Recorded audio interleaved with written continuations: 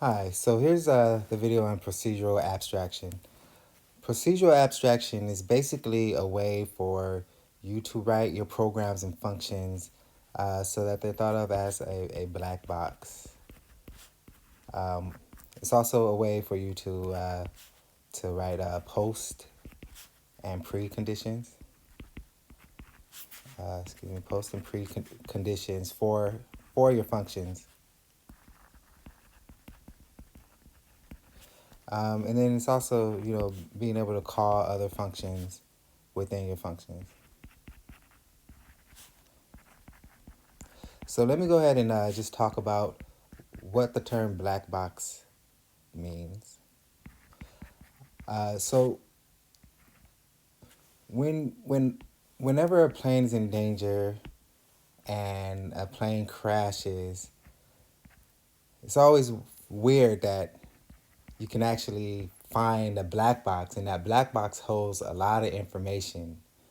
And when a black box is recovered from a wrecking site, no one's really concerned about how the black box really kept intact. The only thing they really care about is that the black box actually has some valuable information inside of it.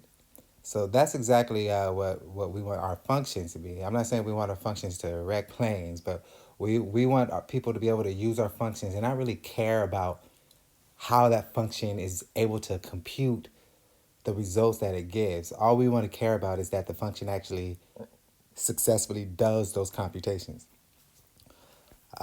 So that's pretty much why procedural abstraction will be called black box, because we want to make sure that we don't want the users to have to think more than they need to when they're using a function. So let's talk about post and preconditions. Say we wanted to do a function that was going to just divide two numbers. So let's just call it divide, right? And inside our divide function, we'll have two variables. The first would be the dividend, right? And I'll just make them both doubles. And then the second would be the divisor, right? And then the main purpose of this is that it will return the value of the dividend divided by the divisor. Now, there's a couple of things that can cause this function to break. First of all, what if the divisor is zero,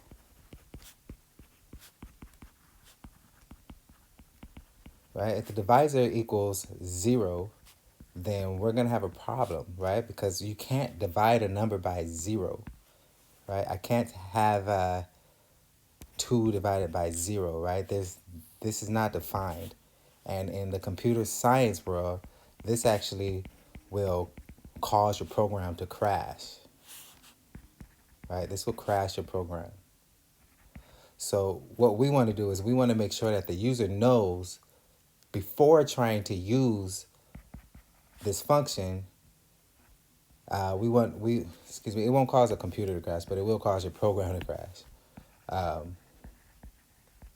We want to make sure that before a user actually uses this function, that they realize that if they put bad values in this function, they will get bad results. So that's when you put your post condition, right? So it's common to put it in comments, right, above your function definition. You would just pretty much write precondition, right? And in this case, it would actually be, divisor cannot be zero.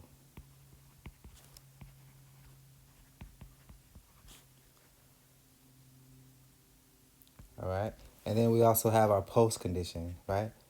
And the post condition means that as long as all the conditions were met, all the preconditions were met, what to expect of as an output, right?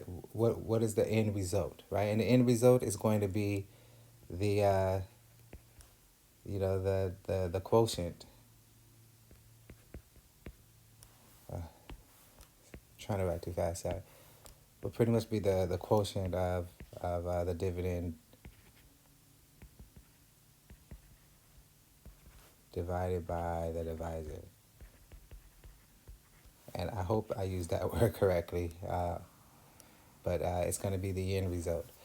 All right, so that would be what we want to put in front of our function so that a user can see that, the next developer can see that, and they can make sure that they do not put put a zero as the argument for this function. So let me just go ahead and rewrite this function here.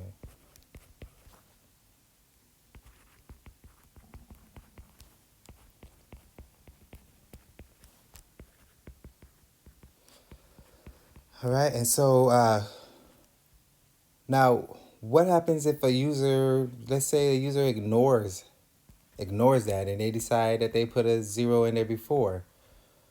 Well, we want to be able to catch that, right? Maybe we want to be able to say something before we cause our program to crash.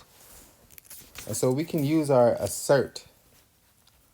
We can use our assert function, right? And assert basically takes in a Boolean, right? And it won't move past this point, right? Your program will not move past this point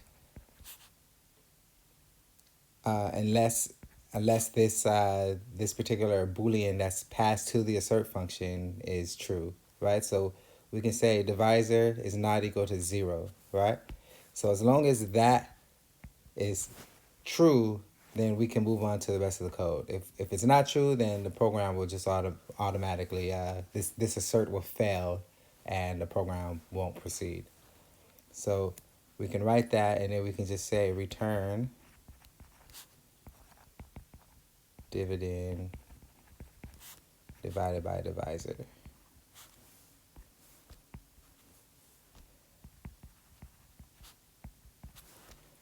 All right, and so that's pretty much abstract, procedural abstraction. Another part of procedural abstraction is if you don't know what the function is doing, you don't know that your function could be calling multiple functions. Let's take a look at an example. In class, we did the quadratic equation, and just going from our last lab, um, we had to return coordinates, right? So let's say we had our quadratic function, and we wanted to call different functions within this one, right? So in here we had our A, B, and our C. And of course I need to write the data types. So let's say int A, int B, int C.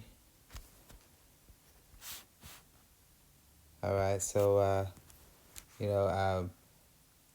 I know inside my assignment I had the quadratic formula wrong, but we all know here it's negative b. You guys already sang a little song for me. I already forgot it. Plus or minus the square root of b squared minus 4ac all over 2a. All right, so there's a lot going on here, right? But what if I decided, well, first of all, we already used that procedural abstraction by calling other functions here, right? Inside this, we need to call another function, right? We have to call the square root, right? So our quadratic function is actually relying on this square root function actually doing what it needs to do, right? And so when your user uses your quadratic formula function, they are not going to be worried about, I hope that quadratic formula function is using that square root function correctly, right? We don't really care about that. We just want to make sure that the quadratic formula is going to actually do what we expect it to do, and that is just give us the answer. All right, I hope that clears things up for procedure abstraction, and your secret word is pumpkin.